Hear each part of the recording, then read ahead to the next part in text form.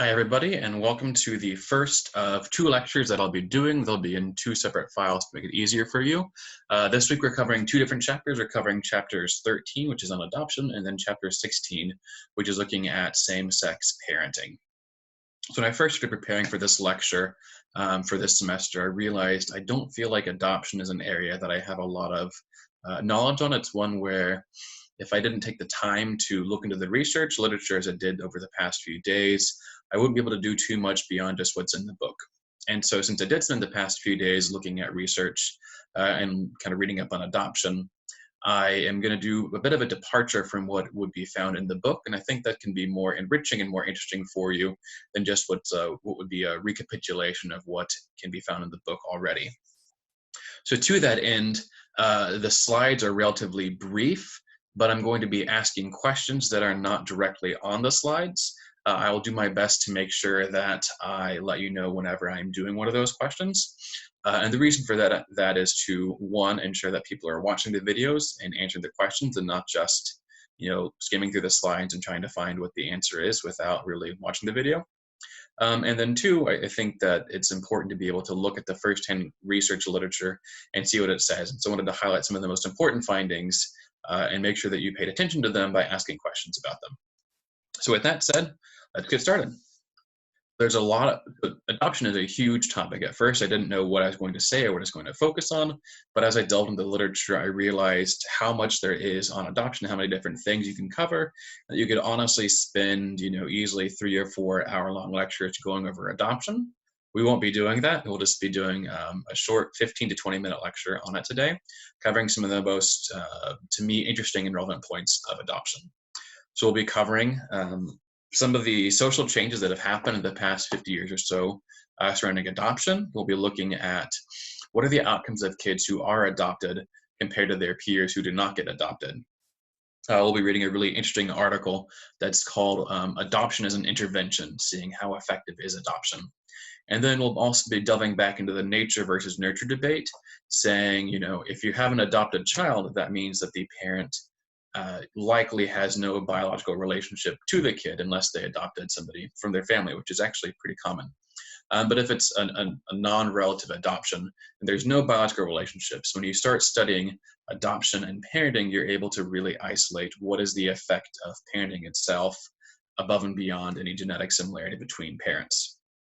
And then last, we'll be going through a practical application of if you ever do adopt, how would you tell your kids about that process? And even if you don't adopt yourself, there's a good chance that you will know somebody who does adopt or is considering it. And so you could hopefully give them some good advice as well as a really great article that talks about the process of adopting. But because of that, there's a lot of things we won't be covering, such as transracial adoption, international adoption, or the process of adopting.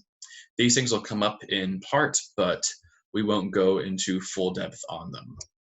And the last thing is also in assisted reproductive technology. That's something that we won't cover at all today, unfortunately. But it is an interesting topic that you can find out more about in the book. Okay, some brief context. So it's hard to know how many children in America or indeed in the world are adopted because there's no one standard system for counting adoption. And as you'll see on the next slide, it depends on the pathway that you take to going through adoption. But approximately 2 to 4% of children in the US are adopted. So half of these come from a biological relative. This can either come from a parent who has their rights terminated or a parent who feels they are unable to parent, and so a relative steps in and adopts them. It could also come from when you have a step parent and you legally adopt the child, so that way you have the official legal standings of being the parent. Half the time, so about 2% of kids are adopted by a non-biological relative or non-biological parent. And as we'll see near the end of it, that can have an isolating effect sometime on children. And so one thing I want to point out as I was making this lecture was, if it's true that about 2% of kids are adopted in the US, that means roughly 1 out of every 50 people is adopted. Given that our class is over 100 people, there's a good chance that there's 2 or even potentially 3 people who are adopted and are in this class and are listening to a lecture about their own experience of it. So I want to say that I am aware of that. I'm going to keep that in mind when I'm going over the research and going over some of the findings about it. So there are different ways, there are different pathways to adoption. So way that is the most common, at least as of 2011, is the public child welfare system. So there are roughly 500,000 children who are in the child welfare system at any given time. And of those, about 100,000 of them could be up for adoption. And of those, about 50,000 or so are adopted in any given year. There's also private agencies. So this is where it is arranged through either an adoption agency or through with a lawyer or with a medical professional. So if there's a birth mom who is choosing to place their child into adoption, that would be through this kind of agency, and it can be a very long and expensive process. There's a lot of different laws surrounding how long does the birth mother have to choose whether to place the child for adoption or not. And it can be a very difficult decision for the mom, and it can also be one that's very challenging for the parents who are wanting to adopt because they have no legal standing in whether or not that this baby that they want to have is going to be theirs or not, because the biological mom, in a lot of states at least, has several days to decide what it's going to be, whether they're going to keep their child or place the child in adoption. Lastly, there are a large number of people who are adopted internationally, often from developing nations into more affluent countries such as the United States. That number actually has declined over the past few years because of changes in the legislation about it or around it.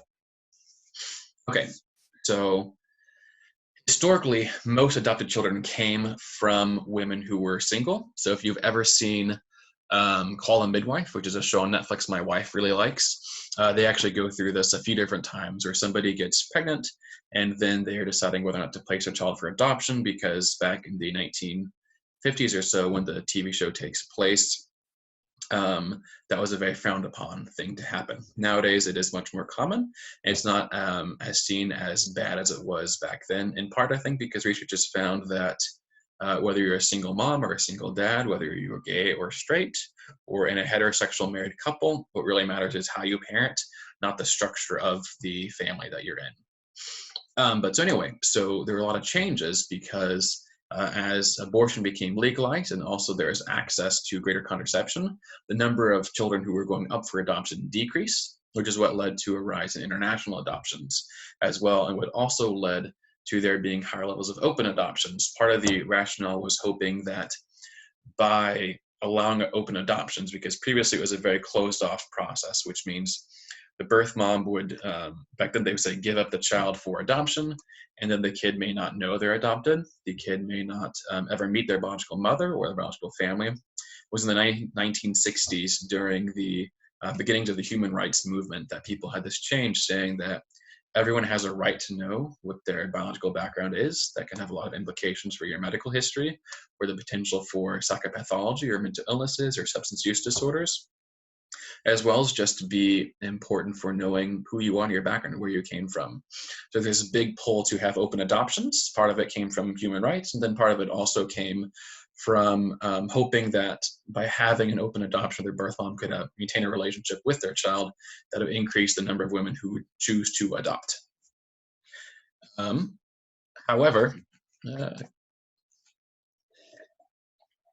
because the number of single moms who are adopting went down, the number of people who are adopting from foster care or from the child welfare system went up by a lot.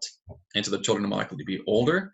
The average age that a child goes into the foster care system is about age 5. They often stay there for several years before they are placed in a forever home. And there's also the increase in privately arranged adoptions that I talked about briefly earlier, where you have doctors or lawyers or an adoption facilitator who does it. There's not good numbers on how often this occurs because it's not something that is regulated. Well, it's definitely regulated, but there's something that where they don't track how often this occurs. And then one thing is that now more people than ever can adopt. So people who were previously barred from adoption don't necessarily have those same impediments they did even 10 or 15 years ago. And the fear originally was in the child's welfare, but they found that, as I mentioned earlier, whether you are single or you are gay or straight or anything like that, what matters is how you love the child and how you have a relationship with them, more so than the particular family structure that the child is in. Okay, so now we're going to switch gears and start talking about adopted children, and parenting. So this is how we're going to get back into that nature or nurture argument. So one of the first questions that we'll have in the lecture that'll be on Top Hat, and I'll give you a chance to pause the video so you can answer it, is we'll talk about a woman named Judy Harris, who in the late 90s wrote a book called The Nurture Assumption. And the reason she wrote it, and this is what the question is, was because she had both her own daughter and then also an adopted child, and she, parented the same way. They had what's called the shared environment, but found there are huge differences between her biological daughter and her adopted daughter, and she got very frustrated because people kept assuming, well, maybe you're just parenting poorly, you're doing something wrong.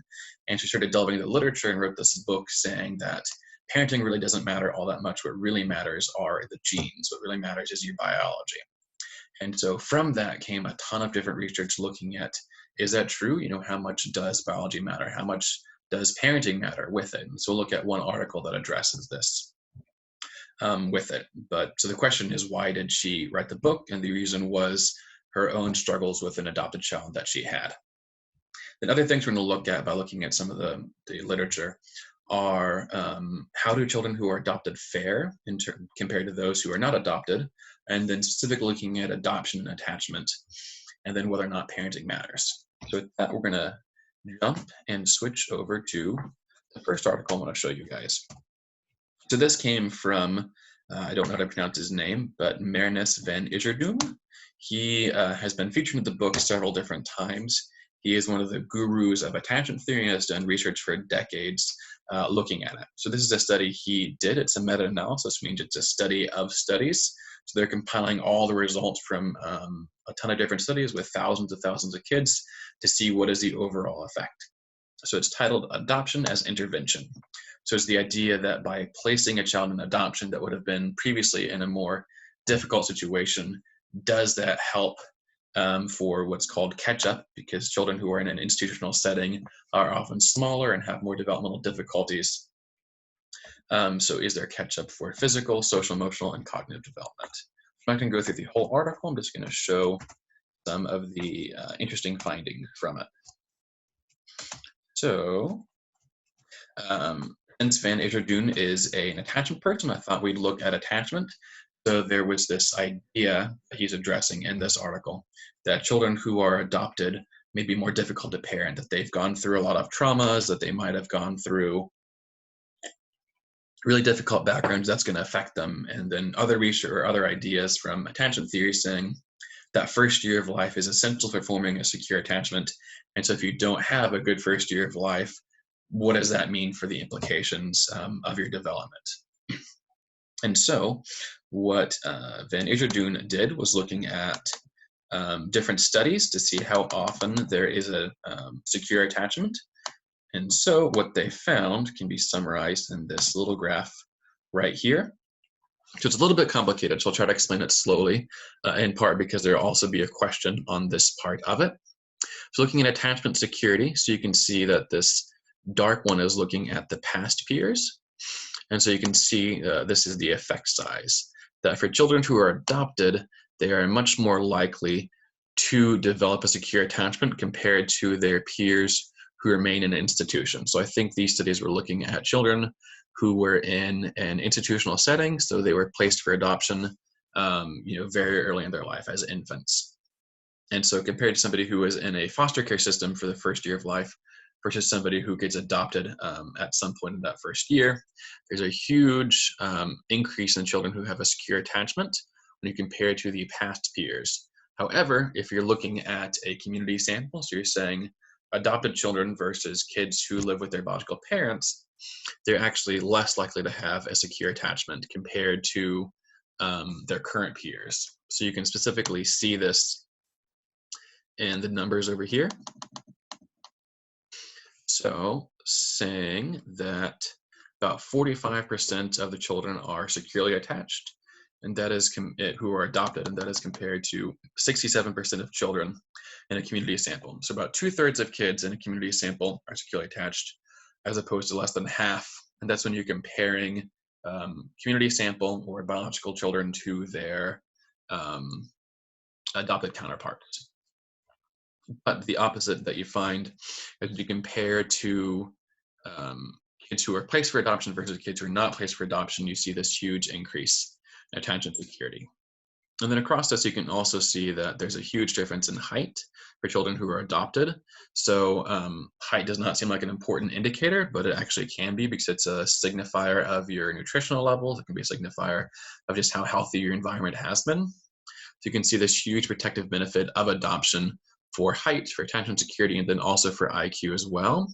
And you see that there are no differences between children who are adopted versus not for self-esteem, and just really small differences for behavior problems. So you see that there's a lot of positive benefits for adoption. And then there are other things where there's not a ton of differences, such as with self-esteem or with behavior problems. So that's the first study we're going to go through, looking specifically at attachment, which is where one of the questions will be coming from. So I'll give you a chance to pause the video or to go back a little bit if you need to answer the question that'll be on top hat.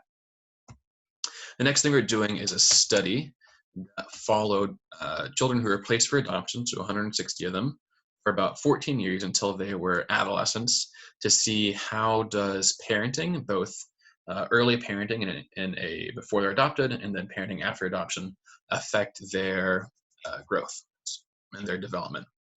So this is specifically actually trying to answer the question that Judy Harris had about the relationship between adoption or between parenting and outcomes.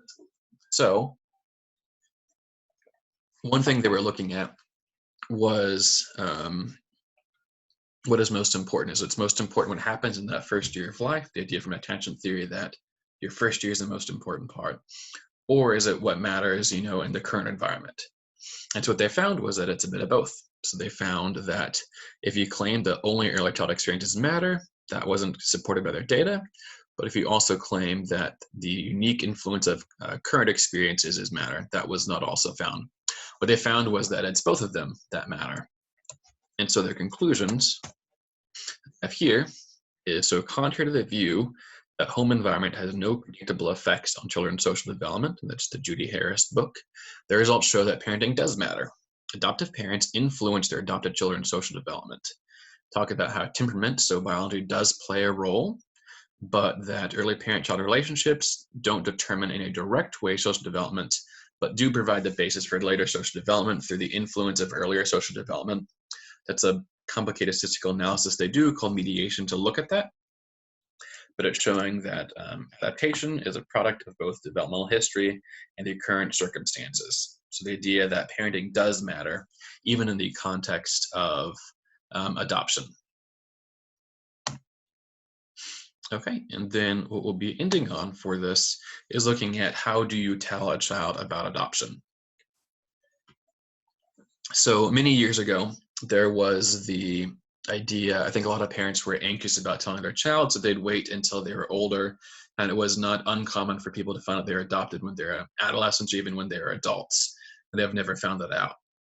Now there's been a huge shift in it where the idea is that you start this conversation as early as possible. There are people who have books written about telling your child that they were adopted, and they do that from the get-go, even before a kid is able to be cognizant of what it means to be adopted.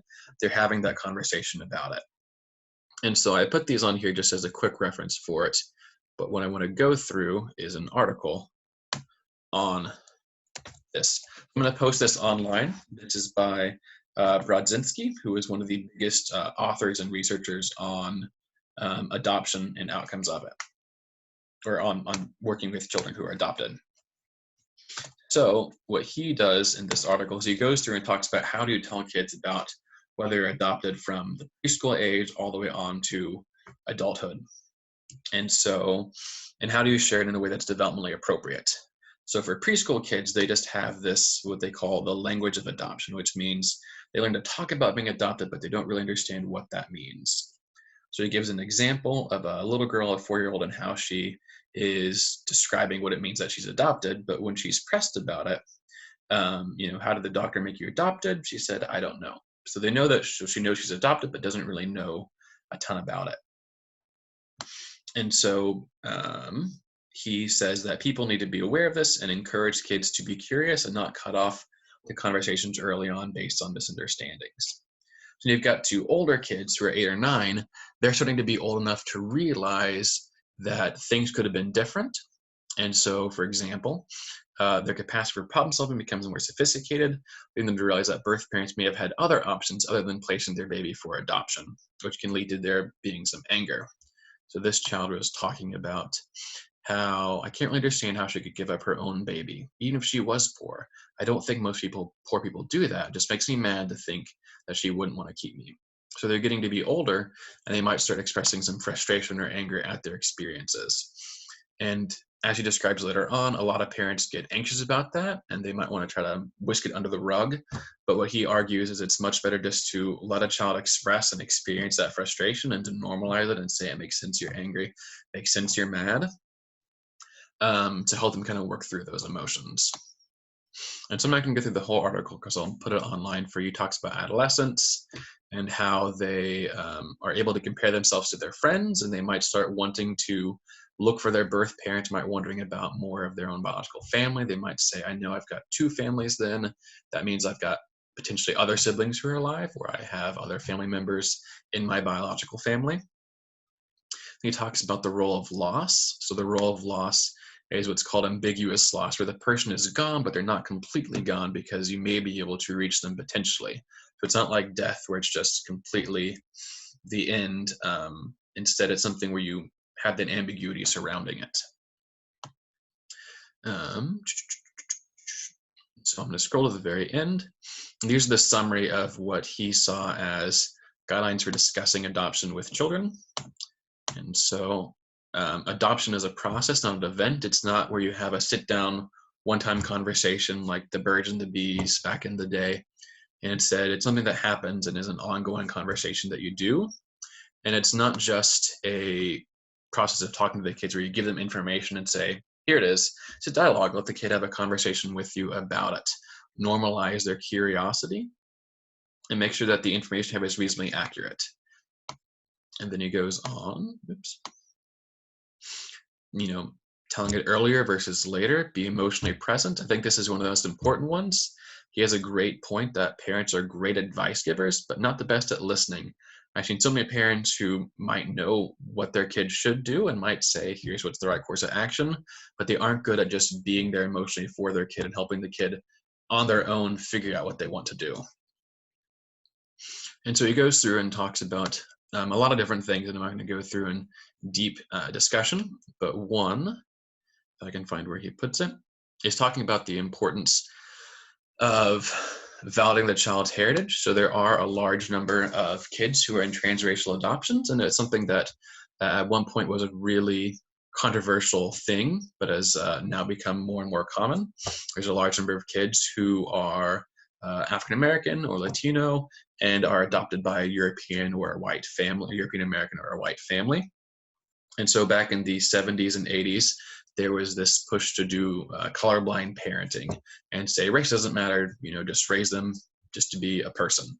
But research finds that's not the best way of doing it. The best way is to be color conscious and to be aware of how the color of their skin can affect how they're treated by other people, and to also make sure that you are instilling a sense of pride in their own culture and their background and their heritage, helping them find role models for people in their own background and heritage as well. So I don't have time to go through all of it, but there is this great article I have that talks about doing it in international situations. There's another one that I have that I'll try to post as well on doing it in a transracial concept or in a transracial context. So I'm gonna go pop back over here. So that is the lecture we have in a nutshell. Adoption is a huge topic. I talked for a lot longer than I anticipated, about 25 minutes. There's a lot more we could cover. For expedience sake, we're not going to go through it all. But I hope that you have an excellent rest of your day, and I will see you for the next lecture.